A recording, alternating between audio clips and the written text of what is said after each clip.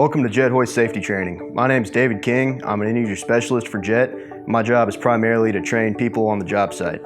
Today we're going to talk about some of the different types of hoists you're going to see on jobs: lever hoist, chain falls, and electric hoist. We're going to talk about some basic maintenance and inspection, as well as best practices to operate these hoists safely. With correct knowledge and training, a hoist can be a great way to get a job done very quickly and efficiently, but without proper training, it can be a very dangerous tool. The goal is simple: to help you and the other people you work with stay safe when using hoists, and also keep your equipment in good working order. Unfortunately, each year injuries and fatalities occur due to unsafe practices with these hoists. The National Safety Council estimates about $27,000 per accident, as well as potential punitive damages in the millions. Many hoist-related accidents could be prevented with proper training, inspection, maintenance, and rigging techniques. Don't think of training as an expense, but as an investment in your people and your equipment. OSHA requires that only competent people operate and maintain their hoist. You become competent through training.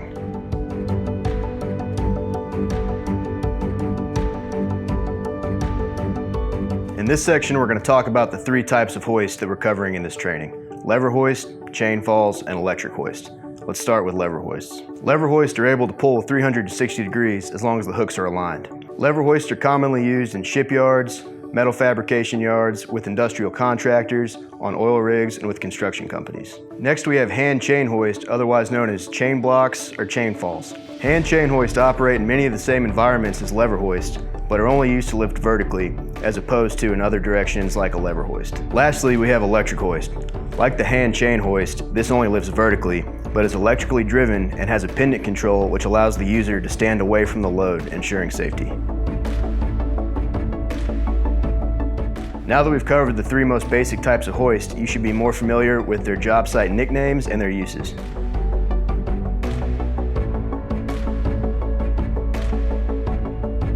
Now we'll talk about some of the technology behind these hoists and some of the components that make them work. Let's start by talking about the two main types of brakes that we see on hoist: the fuse disc and the three-piece brake.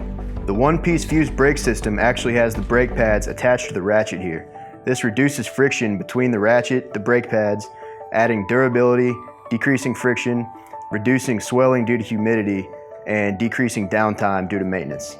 The three-piece brake is the industry standard and has two brake pads on the side of a ratchet, much like brake pads on the wheels of your car. These need to be replaced periodically, as they do tend to wear down a little bit more than the fuse brake. It's also important to keep these free of any dirt, debris, or moisture that would wear the pads out faster. There are two different styles of pawl on the market: a single pawl and a Weston dual pawl. The difference between the two is that the Weston dual pawl has two pawls on opposing points 180 degrees on the ratchet, ensuring that it doesn't slip.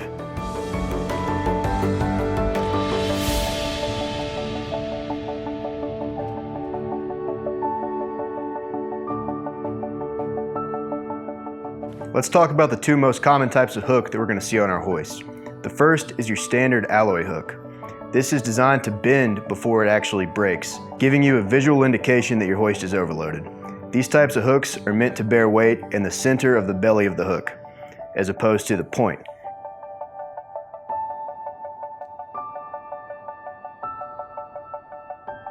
If you do have a situation where you want to point load a hook, we make shipyard hooks that are specifically designed for that purpose, to pull against flat materials.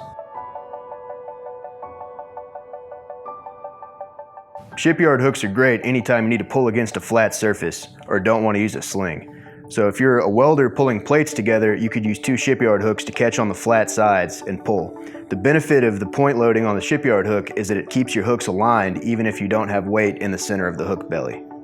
Now let's review some best safety practices for inspecting and loading your hook. Always check the hook before you start lifting. Never use a hoist if either the hook is stretched, deformed, broken, or has a missing safety latch. Never load the hook in front of the safety latch. Never load the hook off of the center line of the belly. Never load the hook sideways.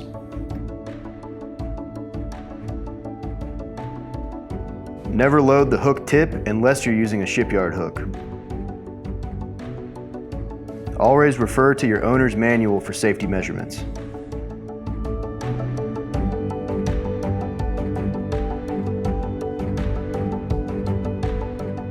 Let's talk about the two types of safety latches on our hooks. You have stamp steel and cast steel. The difference between the two is that cast steel is not able to be manipulated back into place if the latch is damaged. This keeps you in compliance with OSHA because you're not able to manipulate the latch back into place after it's been damaged.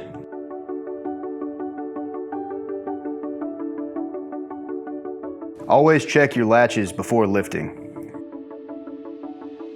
Never replace the cotter pin with a nail, welding rod, wire, or any other material.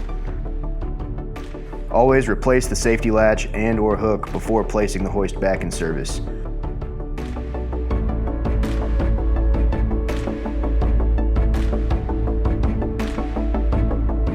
Now more than ever, it's important to protect your employees from dangerous situations such as overloading.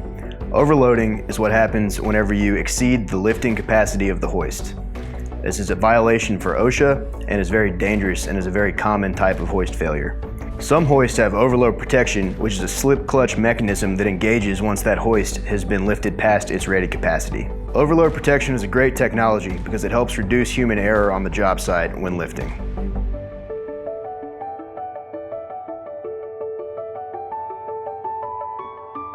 Choosing the right type of chain for your lifting application is very important. The two industry standards are grade 80 and grade 100, which is based on a strength rating. Grade 80 chain has a black oxide coating and has great corrosion resistance. Grade 100 chain has superior energy absorption. When operating a hoist, it's always important to remember these key things.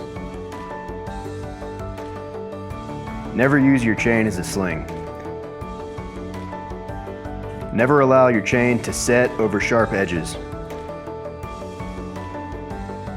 Never use a choker hold. The chain stop must be attached to the second to last link on the slack end of the chain. Never replace the chain with any chain other than that from the manufacturer. If you notice any deformation, kinking, or other damage to the chain, make sure you have it replaced by a certified technician. Remember, it's important to familiarize yourself with the owner's manual to find any information you may need, such as the types of hooks and latches you're using, the grade of chain, any available overload protection features, and the rated capacity of the hoist. This will help you familiarize yourself with the hoist you're operating.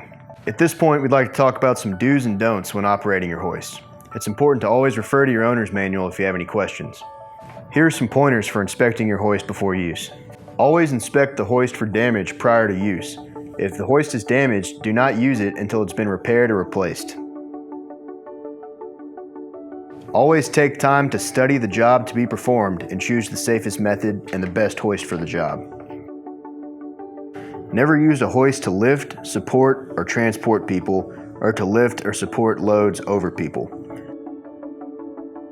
Do not attempt to extend the lever handle of a lever hoist by using a cheater pipe or any other such device. Do not strike the lever handle of a lever hoist with a hammer or any other object. Do not operate a hoist when the load is not centered in the belly of the hook. Replace any warning labels if they become obscured or removed. Never paint over your hoist.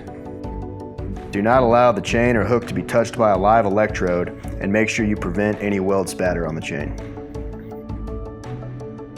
Never exceed the rated capacity of the hoist. Remember, leave all internal maintenance and inspections to a certified service technician.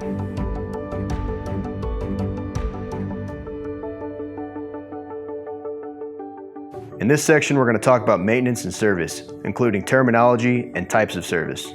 It's important to have both frequent inspections, which occur every day before using your hoist, and periodic inspections, which are required by OSHA at different intervals. OSHA recommends a quarterly inspection to look at the internal function of your hoist and make sure it's still operating appropriately. OSHA requires an annual inspection where you have the hoist recertified under its load rating. In addition to that, you want to do a daily inspection before you use your hoist, looking for any external damage or wear. There are 3 categories of use that determine inspection periods: normal, heavy, and severe. Make sure to reference your manual to find out which of these usage categories you fall into. Thank you for your time today. Always remember to refer to your owner's manual and to OSHA standards anytime you have a question about the safe operation of a hoist. Our main goal is to have you work smarter so you can return home safely after your shift.